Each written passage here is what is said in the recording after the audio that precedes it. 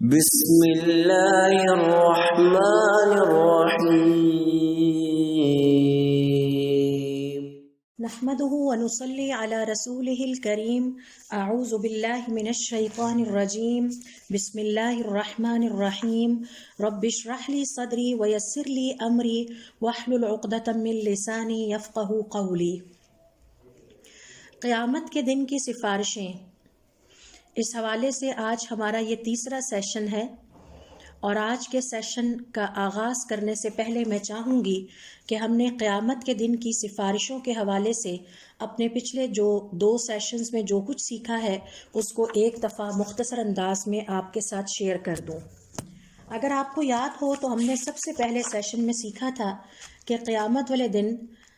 جو سفارشیں عطا ہوں گی مومن کو، ان میں سر فہرست حضور اکرم صلی اللہ علیہ وسلم کی سفارش ہے، اور حضور اکرم صلی اللہ علیہ وسلم کی جو سفارشیں ہیں اس میں سب سے پہلی سفارش عام سفارش ہوگی، اور یہ حضور اکرم صلی اللہ علیہ وسلم کی وہ سفارش ہے کہ جس کے لیے قیامت والے دن آپ کل انسانیت کے حق میں اللہ رب العزت سے سفارش کریں گے۔ سوال یہ پیدا ہوتا ہے کہ وہ سفارش کیا ہے اور کب انسانیت کو عطا ہوگی؟ تو اس حوالے سے آپ صلی اللہ علیہ وسلم کی احادیث کا مطالعہ کرنے سے ہمیں پتہ چلتا ہے کہ قیامت والے دن جب کل انسانیت بغیر کسی کافر یا مسلمان کے تمیز کیے بغیر کل انسانیت قیامت کے دن کی سختیوں کو جھیل رہی ہوگی، اس کی مشقتوں سے گزر رہی ہوگی، اور ہم نے یہ بھی سیکھا تھا کہ قیامت کے دن کی یہ مشقتیں، تکلیفیں اور مشکلات انسانوں کے اپنے اعمال کے مطابق ہوں گی۔ جن کے نیک عمل زیادہ ہوں گے یقیناً وہ کم مشقت سے گزریں گے، جن کے نیک اعمال کم ہوں گے انہیں زیادہ مشقت کا سامنا اور تکلیف کا سامنا کرنا پڑے گا۔ تو اس روز حضور اکرم صلی اللہ علیہ وسلم کی حدیث کے مطابق انسان ان مشقتوں کو سہتے سہتے اور ان تکلیفوں سے گزرتے گزرتے تھک جائیں گے،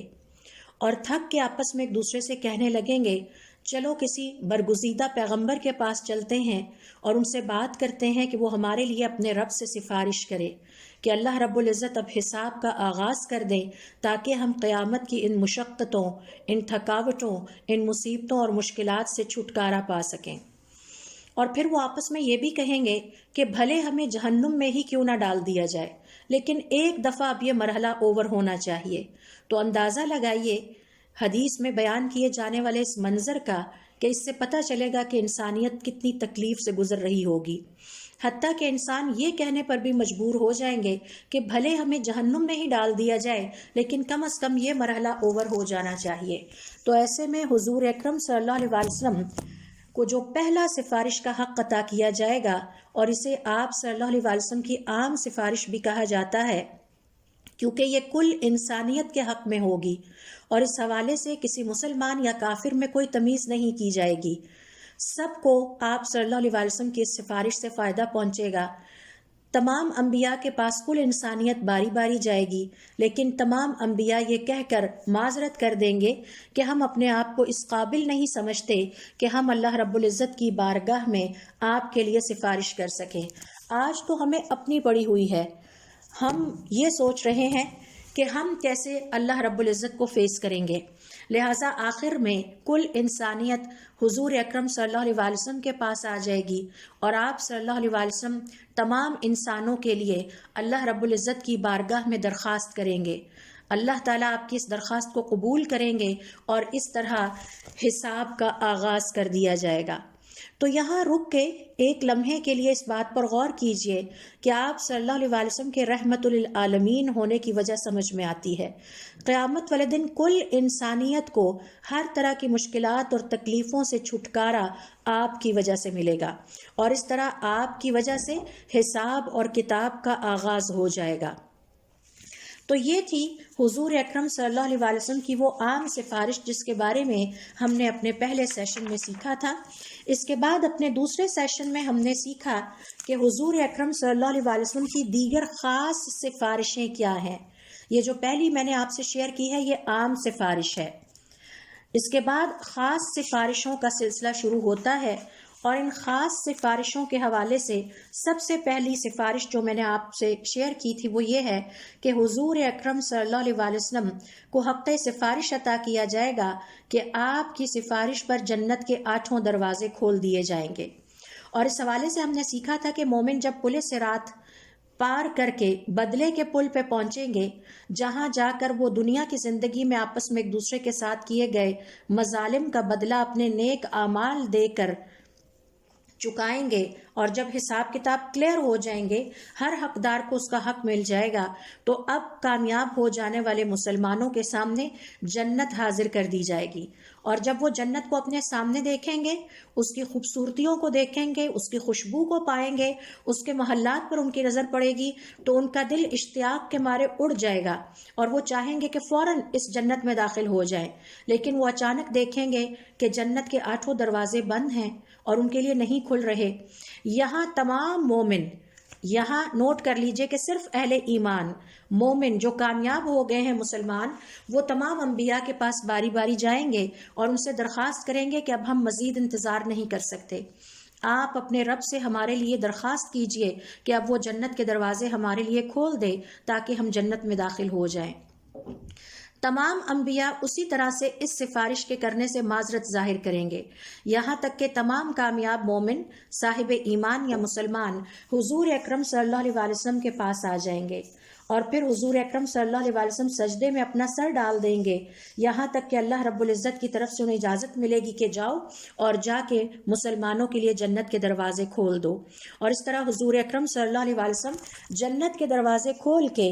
یعنی ان کی سفارش قبول ہونے کے بعد وہ جنت کے دروازے کھولیں گے اور جنت کے دروازوں پر اپنے کامیاب امتیوں کا استقبال کریں گے۔ یہ ہے پہلی خاص سفارش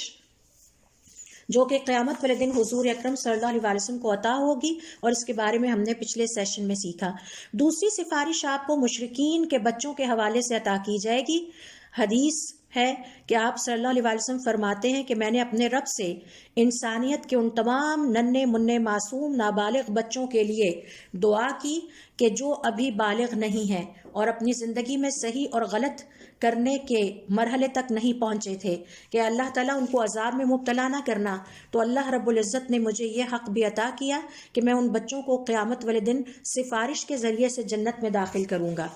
تیسری خاص سفارش جو حضور اکرم صلی اللہ علیہ وآلہ وسلم کو قیامت والے دن عطا ہوگی، اور جس کے بارے میں ہم نے اپنے پچھلے سیشن میں تفصیل سے سیکھا، وہ یہ کہ بعض کفار کے عذاب کو ہلکا کرنے کی سفارش بھی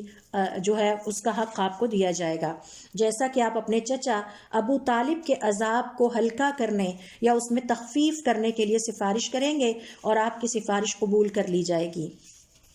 چوتھے نمبر پر ہم نے حضور اکرم صلی اللہ علیہ وآلہ وسلم کی سفارش کے حوالے سے سیکھا کہ آپ کی چوتھی خاص سفارش یہ ہے کہ اہل ایمان کے جنت میں درجات کی بلندی کے لیے آپ کی سفارش کو قبول کیا جائے گا۔ تو کچھ ایسے خوش قسمت مسلمان ہوں گے جو جنت میں جانے کے بعد حضور اکرم صلی اللہ علیہ وآلہ وسلم کی سفارش پائیں گے اور ان کے درجات بلند کر دیے جائیں گے۔ پھر 5ویں نمبر پر آپ کی خاص سفارشات کے حوالے سے ہم نے سیکھا کہ آپ پل صراط کے پاس اور میزان کے پاس دوبارہ سفارش کریں گے، یعنی وہاں پہ بھی آپ کو حق سفارش عطا ہوگا، اور یہ ان مسلمانوں کے لیے ہوگا کہ جن کے نامہ اعمال میں زیادہ نیکی کے کام نہیں تھے، یا یہ کہ ان کے برے اور اچھے اعمال برابر ہو گئے، دونوں پلڑے برابر ہو گئے، اور اس حوالے سے بھی تفصیل سے میں نے آپ سے پچھلے سیشن میں بات کی تھی۔ 6 نمبر پر آپ کی خاص سفارش یہ ہے، یعنی غور کیجئے کہ حضور اکرم صلی اللہ علیہ وآلہ وسلم کا صرف ایک حق سفارش نہیں ہے، بلکہ قیامت والے دن آپ بہت ساری سفارشیں کریں گے، اور یہ بہت ہی بدقسمتی کی بات ہوگی کہ اگر مسلمان آپ صلی اللہ علیہ وآلہ وسلم کی ان سفارشوں میں سے کوئی بھی سفارش حاصل نہ کر سکے، اور انتہائی خوش قسمت ہوگا وہ مسلمان جو آپ صلی اللہ علیہ وآلہ وسلم کی ان تمام سفارشوں کو حاصل کر پائے گا۔ تو 6 نمبر پر ہم نے سیکھا کہ آپ کے امتیوں کے حق میں آپ کو ایک سفارش کا حق دیا جائے گا کہ جب آپ ان کی سفارش کریں گے تو ایسے امتیوں کو بغیر حساب کتاب کے اور بغیر عذاب کے جنت میں داخل کر دیا جائے گا، اور اس کے حوالے سے بھی میں نے آپ سے تفصیل سے بات کی تھی۔ پھر بات یہ ہو رہی تھی کہ وہ کون سے ایسے نیک اعمال ہیں کہ جن کے کرنے سے مسلمان کو یہ حق سفارش حضور اکرم صلی اللہ علیہ وسلم کا نصیب ہوگا کہ جس میں اسے بلا حساب اور بغیر کسی عذاب کے جنت میں داخل کر دیا جائے گا۔ اس میں پہلا نیک عمل ہے اللہ تعالیٰ پر توکل کرنا، ہم نے پچھلی دفعہ سیکھا تھا، اور اس توکل کا تقاضا یہ ہے کہ کسی قسم کا دم، جھاڑ پھونک یا تعویذ گنڈے یا پچھنے لگوانا یا کسی نجومی یا کاہن کے پاس جانا یا مستقبل کی خبریں بتانے والوں کے پاس جانا، ان سے بچا جائے۔ یہ سب چیزیں توکل کے خلاف ہیں۔ دوسرا نیک عمل جو کہ ایک مسلمان کو حضور اکرم صلی اللہ علیہ وسلم کی سفارش کے قابل بناتا ہے کہ جس کے مطابق نہ اس کا حساب ہوگا نہ اسے آخرت کی زندگی میں عذاب میں مبتلا کیا جائے گا، وہ یہ ہے کہ جنون کی بیماری پر صبر کرنا، ایسی بیماری جس میں انسان کے ہوش و حواس جاتے رہیں۔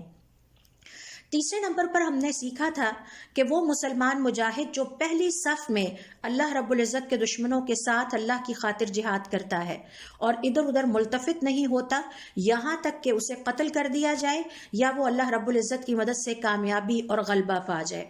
چوتھے نمبر پر ہم نے دیکھا کہ نیک اعمال یہ ہیں کہ جب دشمن بھاگ جائیں پھر بھی اگر کوئی شخص جہاد کے لیے اپنی جگہ پر کھڑا رہے اور جہاد کرتا رہے۔ اور دوسرے نمبر پر وہ مسلمان جو قیام اللیل کے لیے کھڑا ہو جائے اور اپنی ذاتی خواہش کو ترک کر دے اور نرم گرم بستر بھی چھوڑ دے۔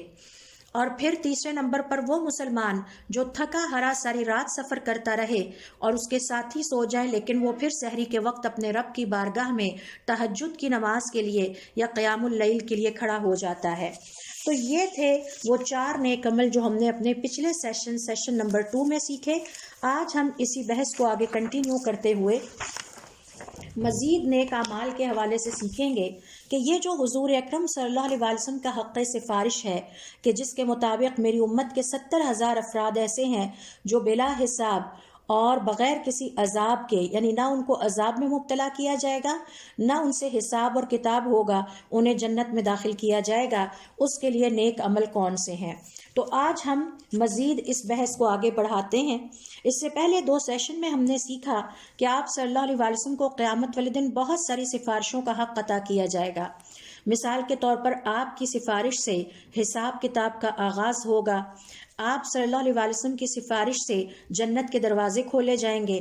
آپ کی سفارش مشرکین، کفار اور غیر مسلموں کے بچوں کو میسر آئے گی جس کے نتیجے میں ان بچوں کو جنت میں داخل کیا جائے گا،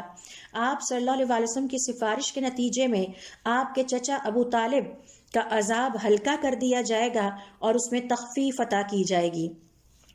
پھر پل صراط کے پاس آپ سفارش کریں گے، میزان کے پاس آپ کی سفارش آپ کے کامیاب امتیوں کو میسر آئے گی جن کے نامہ اعمال میں نیکی کے اعمال کم تھے یا جن کے نامہ اعمال میں دونوں طرح کے پلڑے برابر ہو گئے، یعنی نیک اور غلط اعمال یا برے اعمال برابر تھے۔ پھر اسی طرح سے اگلے سیشن میں ہم سیکھیں گے کہ کبیرہ گناہوں کے مرتکب مسلمانوں کو بھی آپ کی سفارش میسر آئے گی اور بعض مومنوں کے جنت میں درجات آپ کی سفارش پر بلند کیے جائیں گے۔ تو آئیے اب ہم آتے ہیں نیک اعمال کی طرف۔ اپنے پچھلے سیشن میں نے آپ کو 4 سکھائے تھے، آج ہم اسی گفتگو کو آگے بڑھاتے ہیں۔ 5ویں نمبر پر نیک عمل جو دنیا کی زندگی میں کرنے کی ضرورت ہے تاکہ آپ صلی اللہ علیہ وسلم کی سفارش ہمیں میسر آئے، وہ ہے آپ صلی اللہ علیہ وسلم کے لیے مقام وسیلہ طلب کرنا۔ ابن عباس رضی اللہ تعالیٰ عنہما کہتے ہیں کہ حضور اکرم صلی اللہ علیہ وسلم نے فرمایا، تم اللہ تعالیٰ سے میرے لیے وسیلہ طلب کرو، کیونکہ تم میں سے جو کوئی بھی اللہ رب العزت سے میرے لیے وسیلہ طلب کرے گا دنیا کی زندگی میں قیامت والے دن اس کے لیے گواہی دوں گا یا اس کے لیے سفارش کروں گا۔ اس روایت کو طبرانی نے بیان کیا ہے۔ لہٰذا ہر وہ مسلمان جو چاہتا ہے کہ قیامت والے دن حضور اکرم صلی اللہ علیہ وسلم کی کسی نہ کسی سفارش کو پا سکے یا آپ صلی اللہ علیہ وسلم کی تمام سفارشوں کو حاصل کر سکے، اسے چاہیے کہ دنیا کی زندگی میں کثرت سے آپ صلی اللہ علیہ وسلم کے لیے وسیلہ طلب کرے۔ سوال یہ پیدا ہوتا ہے کہ یہ وسیلہ کیا ہے؟ یہ دراصل جنت کا انتہائی اعلیٰ ترین درجہ ہے، اور اس کے بارے میں آپ صلی اللہ علیہ وسلم فرماتے ہیں کہ یہ کسی ایک شخص کو عطا کیا جائے گا، اللہ کے کسی ایک بندے کو عطا کیا جائے گا، اور مجھے امید ہے کہ یہ مجھے ہی عطا کیا جائے گا۔ تو یہ آپ صلی اللہ علیہ وسلم کی ایک اور فضیلت ہے جو کہ قیامت کی زندگی میں یا آخرت کی زندگی میں ظاہر ہوگی۔ سوال یہ پیدا ہوتا ہے کہ ہم یہ مقام وسیلہ اللہ رب العزت سے حضور اکرم صلی اللہ علیہ وسلم کے لیے کب مانگے؟ اور اس کی کیفیت یعنی طریقہ کار کیا ہے اور کن الفاظ کے ذریعے سے طلب کریں۔ اس حوالے سے جابر رضی اللہ تعالیٰ عنہ کہتے ہیں کہ حضور اکرم صلی اللہ علیہ وسلم نے فرمایا، جس کسی نے اذان سن کر یہ دعا پڑھی، اللہم رب هذه الدعوة التامة والصلاة القائمة آت محمدا الوسیلة والفضیلة وبعثه مقاما محمودا الذي وعدته حلت له شفاعتی یوم القیامہ۔ ایسے شخص کے لیے میری سفارش قیامت والے دن واجب ہو جاتی ہے۔ آپ صلی اللہ علیہ وسلم کی ایک اور حدیث جو کہ اسی سفارش کے حوالے سے ہے، اس میں ایک اور بڑا اہم اضافہ آیا ہے، اور اس اضافے کے حوالے سے اکثر مسلمان اس کے اہمیت کے حوالے سے غفلت کا شکار ہیں، اور وہ یہ ہے کہ مؤذن جب اذان دے تو اس کی اذان کو غور سے سنا جائے، ان الفاظ کو دہرایا جائے، اور اس کے بعد آپ صلی اللہ علیہ وسلم پر درود بھیجا جائے، اور پھر اس کے بعد اس مقام وسیلہ کو آپ صلی اللہ علیہ وسلم کے لیے طلب کیا جائے۔ حضرت عمرو بن العاص رضی اللہ تعالیٰ عنہما کہتے ہیں کہ حضور اکرم صلی اللہ علیہ وسلم نے فرمایا، اذا سمعتم المؤذن، جب تم مؤذن کو سنو، فقولوا مثل ما یقول، تو اس کے پیچھے وہی کلمات دہراتے جاؤ جو وہ کہہ رہا ہے، ثم صلوا علیہ، پھر مجھ پر درود بھیجو۔ یعنی اذان ختم ہو جائے تو پھر ادب یہ ہے کہ آپ صلی اللہ علیہ وسلم پر درود بھیجا جائے۔ فَإِنَّهُ مَنْ صَلَّى عَلَيَّ صَلَاةً، کیونکہ جس نے مجھ پر ایک دفعہ درود بھیجا، صلی اللہ علیہ بِهَا عَشْرًا، تو اللہ تعالیٰ ایسے شخص پر 10 رحمتیں نازل کرتے ہیں۔ ثُمَّ صَلُّ اللَّهَ لِي الْوَسِيلَةَ، پھر اس کے بعد اپنے رب سے میرے لیے مقام وسیلہ طلب کرو۔ فَإِنَّهَا مَنْزِلَةٌ فِي الْجَنَّةِ لَا تَنبَغِي إِلَّا لِعَبْدٍ مِّنْ عِبَادِ اللَّهِ، کیونکہ جنت میں ایک ایسا مقام ہے، ایک ایسا درجہ ہے جو اللہ رب العزت کے بندوں میں سے صرف کسی ایک کو عطا ہوگا۔ وَأَرْجُو أَنْ أَكُونَ هُوَ، اور میں امید کرتا ہوں کہ میں ہی وہ ہوں گا۔ فَمَنْ سَأَلَ لِي الْوَسِيلَةَ، تو جس کسی نے میرے لیے اپنے رب سے مقام وسیلہ مانگا، حلت لہ الشفاعۃ، ایسے شخص کے لیے میری سفارش واجب ہو جاتی ہے۔ اس دعا پر اگر آپ غور کریں تو پتہ یہ چلے گا کہ یہ دعا ہمیں ترغیب دیتی ہے کہ ایک مسلمان کو چاہیے کہ ہر روز 5 دفعہ نیکی کے اس اہم اور قیمتی ترین موقع کو ضائع نہ کرے۔ 5 دفعہ ہمیں دن میں مقام محمود کی یاد دلاتی ہے یہ دعا، جہاں حضور اکرم صلی اللہ علیہ وسلم کھڑے ہوں گے اور سب کے لیے سفارش کریں گے۔ لہٰذا ایک مسلمان کو اچھی طرح سے پتہ ہونا چاہیے کہ مقام محمود کیا ہے، اور میں نے اپنے پہلے سیشن میں اس کی خوب اچھی طرح سے وضاحت کی تھی۔ اسی طرح سے آپ ذرا توجہ کیجئے کہ دن میں 5 دفعہ جب ہم اذان سنتے ہیں تو اس کے بعد ہمیں چاہیے کہ ہم یہ نیت کرتے ہوئے اللہ تعالیٰ سے دعا کریں کہ اے اللہ تعالیٰ ہمیں آپ صلی اللہ علیہ وسلم کی ہر طرح کی سفارشیں نصیب فرمائے۔ اور یہ دعا اس امر کے لیے کافی ہے کہ ہم دن میں 5 دفعہ قیامت کے دن کو، اس کی ہولناکیوں کو اور اس کی سختیوں کو یاد کریں، اور اس بات کو یاد رکھیں کہ ان سختیوں میں ہمارے کام اللہ رب العزت کے بعد جس ہستی نے آنا ہے وہ آپ صلی اللہ علیہ وآلہ وسلم ہے، اور اگر ہمیں ان کی سفارش میں اثر آ جاتی ہے تو یہ بہت بڑی اللہ رب العزت کی طرف سے ایک عزت افزائی والی بات ہے۔ تو ہم پہلے نیک عمل کے بارے میں بات کر رہے ہیں کہ حضور اکرم صلی اللہ علیہ وسلم کے لیے مقام وسیلہ طلب کیا جائے، اور ظاہر ہے کہ جو شخص بھی اس دعا کو پڑھنے کا اہتمام کرے گا تو وہ اس سے پہلے اذان کو بہت غور سے سنے گا۔ 5 دفعہ اذان کو غور سے سننا، اس کے پیچھے یہ کلمات دہرانا، اور اس کے بعد آپ صلی اللہ علیہ وسلم پر درود بھیجنا، اور پھر یہ دعا کرنا یقیناً صاحب ایمان کے نیکیوں کے سرمائے میں اضافہ کرتا ہے، اور بڑا عظیم اضافہ کرتا ہے۔ تو توجہ کیجئے کہ کس قدر عظیم اجر اللہ رب العزت نے رکھا ہے ایک انتہائی آسان اور معمولی سے نیک عمل پر، اور اس حوالے سے آج کا مسلمان کس قدر غفلت کا شکار ہے، کیونکہ اس دعا کا مانگنا نہ تو اس کے لیے ضروری ہے کہ ہم طہارت کی حالت میں ہوں، نہ ہی قبلے کی طرف منہ کرنا کوئی ضروری ہے، نہ ہی اس کے لیے ہمیں مال خرچ کرنا ہے، نہ ہی جسمانی مشقت سے گزرنا ہے، سوائے اس کے کہ ہم نے اپنی زبان کو حرکت دینی ہے اور یہ دعا دن میں 5 دفعہ مانگ لینی ہے، اس کے بعد کہ ہم اذان کو انتہائی توجہ سے سنیں اور اس کے پیچھے پیچھے وہ کلمات دہراتے رہیں۔ تو اس لیے اگر ہم چاہتے ہیں کہ آخرت کی زندگی میں ہمیں حضور اکرم صلی اللہ علیہ وسلم کی سفارش میسر آئے تو یہ وہ 5واں کام ہے جو ہمیں دنیا کی زندگی میں کرنا ہے۔ 6 نمبر پر دیکھیے کہ وہ نیک عمل جس کے ذریعے سے ہم حضور اکرم صلی اللہ علیہ وسلم کی سفارش کو پا سکتے ہیں وہ ہے حضور اکرم صلی اللہ علیہ وسلم پر کثرت سے درود بھیجنا۔ عبداللہ ابن مسعود رضی اللہ تعالیٰ عنہ کہتے ہیں کہ حضور اکرم صلی اللہ علیہ وسلم نے فرمایا قیامت والے دن مجھ پر سب سے زیادہ حق اس شخص کا ہوگا جس نے دنیا کی زندگی میں مجھ پر سب سے زیادہ درود بھیجا ہوگا، اور اس میں کوئی شک نہیں کہ آپ صلی اللہ علیہ وسلم پر درود بھیجنا ایک انتہائی نفیس اور قیمتی عبادت ہے، اور ہمیں کثرت سے اس عبادت کو سر انجام دینا چاہیے۔ یہ اللہ رب العزت کا تقرب حاصل کرنے کا ایک ذریعہ بھی ہے۔ اور میں نے آپ سے ایک لیسن شیئر کیا تھا کہ جب ہم حضور اکرم صلی اللہ علیہ وسلم پر درود بھیجتے ہیں تو ہمیں اس کے بدلے میں 40 اجر و ثواب ملتے ہیں، اور ان میں سے ایک یہ ہے کہ ہمارے گناہوں کو مٹا دیا جاتا ہے، ہمارے نامہ اعمال سے ہماری نیکیوں میں اضافہ کر دیا جاتا ہے، درجات کی اس سے بلندی ہوتی ہے، اور دعاؤں کی قبولیت کے امکانات زیادہ بڑھ جاتے ہیں۔ ذرا غور کیجئے کہ ہماری شریعت نے ہمیں اس بات سے آگاہ کیا ہے کہ جس کسی نے حضور اکرم صلی اللہ علیہ وسلم پر درود بھیجنا ترک کر دیا اس نے گویا اللہ رب العزت کا ذکر ہی نہیں کیا۔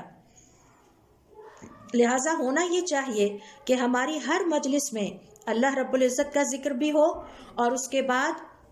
حضور اکرم صلی اللہ علیہ وسلم پر درود بھیج کر ہم اٹھیں۔ اور اگر ہم ایسا نہیں کریں گے تو ہماری شریعت ہمیں یہ سکھاتی ہے کہ ایسی مجلسیں قیامت والے دن ہمارے لیے حسرت کا باعث بنے گی، خواہ ہمیں جنت میں ہی کیوں نہ داخل کر دیا جائے۔ اور اس کی وجہ یہ ہے کہ جب صاحب ایمان کو جنت میں بھیجا جائے گا اور وہاں پر وہ عظیم قسم کے اجر و ثواب دیکھے گا جن سے اس نے اپنے آپ کو محروم کر لیا تھا، تو جنت میں جانے کے باوجود حسرت کرے گا،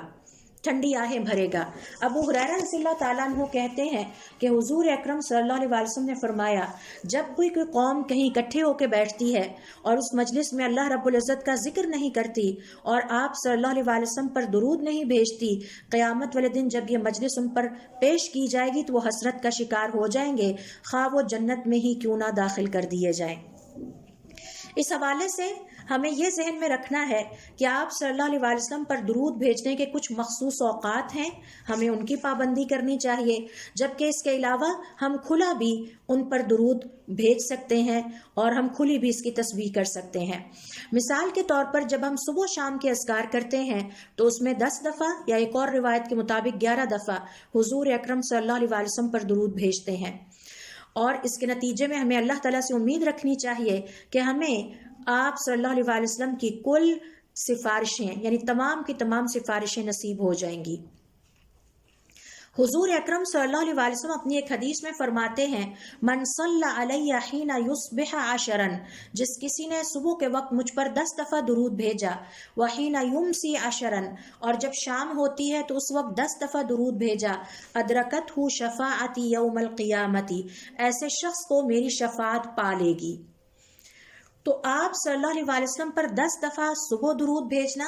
اور 10 دفعہ شام کو یعنی عصر کی نماز کے بعد اپنا معمول بنا لیں، اور اگر آپ صبح شام کے اذکار کرتے ہیں جو کہ آپ کو ہر حال میں کرنے چاہیے تو ان میں آلریڈی اتنی دفعہ یہ درود پڑھنا ہوتا ہے، اور اس کا مختصر ترین صیغہ ہے اللہم صلی علی محمد وعلی آل محمد۔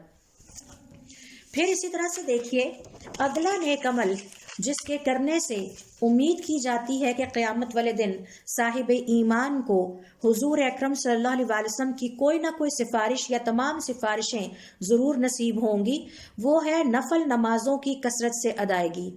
آپ صلی اللہ علیہ وسلم نے اپنی امت کو بہت زیادہ ترغیب دی ہے کہ نوافل کی ادائیگی کی جائے، اور جو مسلمان جتنے زیادہ نوافل نمازوں کی ادائیگی کرتے ہیں اس کا مطلب ہے کہ وہ اللہ رب العزت سے محبت رکھتے ہیں، ان کی دعاؤں کی قبولیت کے امکانات بڑھ جاتے ہیں، اللہ رب العزت کی طرف سے ان کی حفاظت کا خاص انتظام ہو جاتا ہے، اور سب سے بڑا اعزاز یہ ہے کہ ہر سجدہ کرنے پر اللہ رب العزت کے ہاں درجہ بلند ہوتا ہے۔ اور پھر اس میں یہ بھی ایڈ کر لیجئے کہ کثرت سجدے کی وجہ سے یعنی سجدے کی کثرت کی وجہ سے اسے قیامت والے دن حضور اکرم صلی اللہ علیہ وسلم کی سفارش بھی نصیب ہوگی۔ زیاد ابن ابی زیاد جو کہ مولا تھے بنی مخزوم کے، حضور اکرم صلی اللہ علیہ وسلم کے خادم کے حوالے سے روایت کرتے ہیں کہ آپ صلی اللہ علیہ وسلم کی عادت مبارکہ تھی کہ آپ اپنے خادم سے پوچھا کرتے تھے الک حاجتن، کیا تمہیں مجھ سے کوئی ضرورت ہے، کوئی کام ہے؟ کہتے ہیں ایک دن پھر حسب معمول حضور اکرم صلی اللہ علیہ وسلم نے مجھ سے اسی طرح پوچھا، تو میں نے کہا کہ ہاں مجھے آپ سے کام ہے۔ آپ صلی اللہ علیہ وسلم نے ٹھہر کے پوچھا تمہیں کیا کام ہے؟ تو میں نے کہا کہ میں چاہتا ہوں، میں طلب رکھتا ہوں، تمنا کرتا ہوں کہ قیامت والے دن آپ میری سفارش ضرور کریں۔ آپ صلی اللہ علیہ وسلم نے ان سے حیران ہو کے پوچھا اور تمہیں یہ کس نے بتایا ہے؟ تو کہتے ہیں میں نے کہا کہ میرے رب نے۔ آپ صلی اللہ علیہ وسلم نے فرمایا کیوں نہیں، لیکن تم میری مدد کرو زیادہ سے زیادہ سجدے کر کے۔ غور کیجئے کہ حضور اکرم صلی اللہ علیہ وسلم نے ان سے یہ نہیں کہا ہاں ہاں میں ضرور تمہارے لیے سفارش کروں گا، بلکہ انہیں مکلف کیا، انہیں سمجھایا کہ آپ ایک ایسا نیک عمل کریں جس کے ذریعے سے آپ اللہ رب العزت کا تقرب حاصل کریں گے اور اس کے نتیجے میں آپ کو میری قیامت والے دن سفارش حاصل ہوگی، کیونکہ محض امید کرنے سے سفارش حاصل نہیں ہوگی، اس کے لیے اسباب بھی اختیار کرنے ہوں گے۔ تو آپ صلی اللہ علیہ وسلم کی یہ سفارشیں امیدوں سے یا محض تمناؤں سے یا خواہشات سے ملیں گی نہیں، اور اس کے لیے اسباب اختیار کرنے ہوں گے، اور وہ اسباب یہ نیک عمل ہیں، اور ان میں سے ایک یہ ہے کہ نوافل نماز کی ادائیگی کی جائے، اور پھر اس کے مقابلے میں یا اس کے نتیجے میں آپ صلی اللہ علیہ وسلم کی سفارش نصیب ہوگی۔ اگلا نیک عمل جو کہ حضور اکرم صلی اللہ علیہ وسلم کی سفارش کا باعث ہو سکتا ہے وہ یہ ہے کہ کسی صاحب ایمان کو مدینۃ المنورہ میں موت آ جائے، اس کا انتقال مدینۃ المنورہ میں ہو۔ یقیناً بہت سارے مسلمان اپنے دل میں اس بات کی تمنا رکھتے ہیں جو کہ دنیا کے دوسرے حصوں میں رہتے ہیں، خاص طور پر جو سعودی عرب سے باہر رہتے ہیں، چونکہ اللہ رب العزت نے مکہ اور مدینہ کو خاص فضیلتیں عطا کی ہیں، اور مدینۃ المنورہ کو یہ فضیلت حاصل ہے کہ اللہ کے پیغمبر حضور اکرم صلی اللہ علیہ وسلم نے مکہ سے مدینہ کی طرف ہجرت فرمائی اور پھر یہیں کے ہو کر رہ گئے، یہاں تک کہ مکہ فتح ہوا اور اللہ رب العزت کی طرف آپ انتقال فرما گئے، لیکن آپ نے مدینۃ المنورہ کو نہیں چھوڑا۔ حضور اکرم صلی اللہ علیہ وسلم کی نسبت سے اس شہر کو اور بھی بہت سارے فضائل حاصل ہیں جو کہ کسی اور بستی کو حاصل نہیں ہیں، کسی اور شہر کو حاصل نہیں ہیں۔ تو اگر کسی مسلمان کو مدینۃ المنورہ میں موت آ جاتی ہے تو آپ صلی اللہ علیہ وسلم کی حدیث کے مطابق یہ وہ خوش قسمت مسلمان ہوگا جسے قیامت والے دن حضور اکرم صلی اللہ علیہ وسلم کی سفارش اسی وجہ سے نصیب ہوگی۔ عبداللہ ابن عمر رضی اللہ تعالی عنہما کہتے ہیں کہ حضور اکرم صلی اللہ علیہ وسلم نے فرمایا من استطاع ان یموت بالمدینۃ فلیمت بها، جس کے بس میں یہ ہو کہ اس کے آخری لمحات اور انتقال کا وقت مدینہ میں آئے تو اسے چاہیے کہ وہ ایسا ضرور کرے۔ فإنی اشفع لمن یموت بها، کیونکہ میں اس کی ضرور سفارش کروں گا جس کا انتقال مدینہ منورہ میں ہوا، جسے موت مدینہ منورہ میں آئی۔ اس حوالے سے علماء کرام کا یہ کہنا ہے کہ اس کا مطلب یہ ہے کہ جس کے بس میں یہ ہو کہ وہ اپنی زندگی کے آخری اوقات اور آخری دن مدینہ منورہ میں جا کے اس نیت سے گزارے کہ اسے موت وہاں پر آئے تو اسے ایسا ضرور کر لینا چاہیے۔ آپ صلی اللہ علیہ وسلم دراصل اس حدیث میں مدینہ منورہ میں زندگی کا آخری وقت گزارنے کی ترغیب دے رہے ہیں، اور آپ صلی اللہ علیہ وسلم ایسے شخص کے لیے خوشخبری دے رہے ہیں کہ اسے قیامت والے دن حضور اکرم صلی اللہ علیہ وسلم کی سفارش ضرور میسر آئے گی۔ امام مناوی رحمۃ اللہ علیہ کہتے ہیں کہ بعض اہل علم کا یہ کہنا ہے کہ اس حدیث میں مدینۃ المنورہ میں رہنے والوں اور وہاں موجود ہوتے ہوئے انتقال کرنے والوں کے لیے اسلام کی حالت میں بہت بڑی خوشخبری ہے، کیونکہ انہیں حضور اکرم صلی اللہ علیہ وسلم کی ایک خاص سفارش میسر آئے گی، اور مدینۃ المنورہ کی اور کوئی فضیلتیں ہوں یا نہ ہوں اس کی یہ ایک فضیلت ہی بہت ہے۔ اس حوالے سے حضور اکرم صلی اللہ علیہ وسلم ایک اور حدیث میں فرماتے ہیں لا يصبر على لعوها وشدتها احد، مدینہ منورہ کی سختیاں اور اس کے سخت ترین موسم پر کوئی صبر نہیں کر سکتا، لیکن اگر کوئی صبر کر لے اللہ کو راضی کرنے کے لیے الا كنت له شہیدا، تو میں قیامت والے دن اس کے لیے گواہ بنوں گا، او شفیعا یوم القیامت، یا قیامت والے دن اس کی سفارش کروں گا۔ علماء کرام کا یہ کہنا ہے کہ افسوسناک صورتحال یہ ہے کہ آج کے مسلمان جو عیش پرستی میں مبتلا ہیں اور جن کو اللہ رب العزت نے وافر مال عطا کر رکھا ہے، یعنی ضرورت سے زیادہ مال عطا کر رکھا ہے، ہم دیکھتے ہیں کہ جب ان پر بڑھاپا آتا ہے یا زندگی میں فراغت کے اوقات آتے ہیں جس میں وہ اپنی ذمہ داریاں ادا کر کے فارغ ہو جاتے ہیں، تو وہ اپنے لیے آخری زندگی کے ایام گزارنے کے لیے کوئی ٹھکانہ ڈھونڈتے ہیں تاکہ وہ اپنی زندگی کا بقیہ حصہ وہاں گزار سکیں۔ تو آپ دیکھیں گے کہ عموماً ایسے مسلمان اپنی زندگی کا آخری حصہ گزارنے کے لیے مغربی ممالک کا رخ کرتے ہیں، اور اس کے لیے دلیل یہ دیتے ہیں کہ ہم وہاں نیچر کے قریب وقت گزارنا چاہتے ہیں، وہاں کا موسم بہت اچھا ہے، اور سب سے قباحت والی بات یہ ہے کہ وہاں وہ مشرکین اور کفار کے ساتھ وقت گزارنے کو پسند کرتے ہیں، اور وہ اس بات کو بھول چکے ہیں کہ حضور اکرم صلی اللہ علیہ وسلم نے سختی کے ساتھ بلا ضرورت کفار اور مشرکین کے علاقوں میں جا کے رہنا اور ان کے ساتھ وقت گزارنے سے روکا ہے، اور اس کی بڑی مذمت بیان کی ہے۔ آپ صلی اللہ علیہ وسلم فرماتے ہیں، انا بری من کل مسلم، میں ہر اس مسلمان سے بری الذمہ ہوں، یقیم بین اظہر المشرکین، کہ جو کفار اور مشرکین کے علاقوں میں جا کر رہتے ہیں۔ ذرا اندازہ کیجئے کہ کس قدر سخت الفاظ ہیں، بری الذمہ۔ تصور کیجئے کہ ہم قیامت والے دن کھڑے ہوں اور حضور اکرم صلی اللہ علیہ وسلم ہماری سفارش کرنے کی بجائے یہ کہہ دے کہ میں آپ لوگوں سے بری الذمہ ہوں، میرا آپ کے ساتھ کوئی تعلق نہیں ہے اور میں آپ کے لیے کوئی سفارش نہیں کروں گا، تو اس سے زیادہ بڑی بدقسمتی اور کیا ہو سکتی ہے۔ صحابہ کرام رضوان اللہ علیہم اجمعین نے جب یہ بات سنی تو بہت پریشان ہوئے اور کہا، اے اللہ کے رسول کیوں؟ آپ صلی اللہ علیہ وسلم نے فرمایا، کیا تم نہیں دیکھتے کہ تم دونوں کے طور طریقے ہی مختلف ہیں، حتیٰ کہ وہ تمہاری آگ بھی نہ دیکھیں۔ اس کا کیا مطلب ہے؟ آئیے ذرا دیکھتے ہیں کہ حدیث کے اس حصے کا مطلب کیا ہے۔ اہل علم کا یہ مطلب ہے، کہنا ہے کہ اس حدیث کا یہ مطلب ہے کہ آپ دونوں کے طور طریقے، یعنی مسلمان قوم اور کفار کے طور طریقے ایک جیسے نہیں ہیں، اور آپ دونوں طبیعت اور فطرت میں ایک جیسے نہیں ہیں۔ ایک مسلمان جب جا کے کفار کے علاقوں میں رہتا ہے تو وہ اپنی شناخت کھو دیتا ہے، جب وہ ان کے ساتھ رہتا ہے اور ان کے ساتھ ملتا جلتا ہے تو ان جیسا لگنے لگتا ہے، اپنے طور طریقوں میں، اپنے طرز زندگی میں، حتیٰ کہ اپنی زبان اور بولی میں۔ میں نے آپ لوگوں سے ایک شارٹ ریمائنڈر شیئر کیا تھا کہ قیامت کی نشانیوں میں سے ایک نشانی یہ ہے کہ روئے زمین پر رومیوں کی کثرت ہو جائے گی۔ رومی کون ہیں؟ یہ انگلش بولنے والے یورپینز اور امریکنز ہیں۔ تو قیامت کی نشانی یہ ہے، ابن کثیر رحمۃ اللہ علیہ فرماتے ہیں کہ یہ بڑی تعداد میں اسلام میں داخل ہوں گے، اس کا یہ مطلب ہو سکتا ہے۔ ایک اور مطلب علماء کرام کے مطابق یہ ہے کہ چونکہ زبان کسی بھی قوم کی شناخت ہے، تو اس حدیث کا مطلب یہ ہے، رومیوں کی کثرت ہو جانے سے مراد یہ ہے کہ جب قیامت کا زمانہ قریب ہوگا تو عربی زبان ختم ہو جائے گی، سکڑ سمٹ جائے گی، اور اس کے مقابلے میں انگلش زبان عام ہو جائے گی، حتیٰ کہ مسلمان بھی انگلش زبان بولیں گے اور سمجھیں گے۔ عربی زبان کسی کو نہیں آتی ہوگی، اجنبی ہو جائے گی۔ اور عرب کہا کرتے ہیں کہ ہمارے ہاں یہ قول مشہور ہے، پروورب ہے کہ قومیں زبان سے بنتی ہیں، لہٰذا ہر وہ مسلمان جو عربی بولتا ہے، خواہ اس کا تعلق جزیرہ عرب سے ہے یا نہیں ہے، وہ عربی ہے۔ مثال کے طور پر اگر میں عربی بول سکتی ہوں اور عربی سمجھ سکتی ہوں اور عربی پڑھ سکتی ہوں تو اب میں عرب ہوں، چاہے میرا تعلق پاکستان سے ہی کیوں نہ ہو۔ لیکن اس کے مقابلے میں اگر مجھے عربی نہیں آتی اور میں انگلش بول سکتی ہوں، انگلش پڑھ سکتی ہوں اور انگلش میں سمجھ سکتی ہوں، تو اب میں رومن ہوں، اب میں عرب نہیں ہوں، عرب مسلمان نہیں ہوں بلکہ رومن ہوں، کیونکہ قومیں